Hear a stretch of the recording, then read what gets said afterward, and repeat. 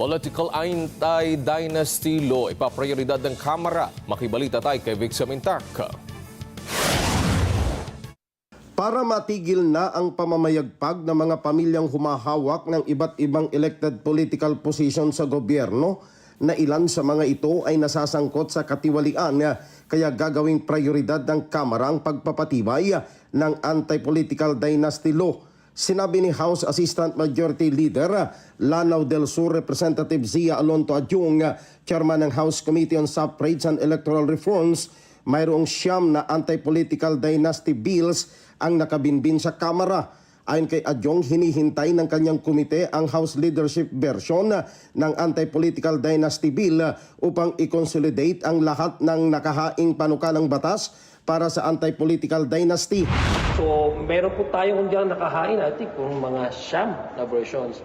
So, ang sa akin lang, ang position ko, and I told this to the Speaker, that we are waiting for the version that would be carried by the leadership of the House so that we can consolidate. No? I think it's good also that and healthy for us to discuss about how the public really view what and define, and probably meet halfway in trying to really define what does it mean to be political dynasty, to belong to that category. So napapanahon na rin, I think napag-usapan natin.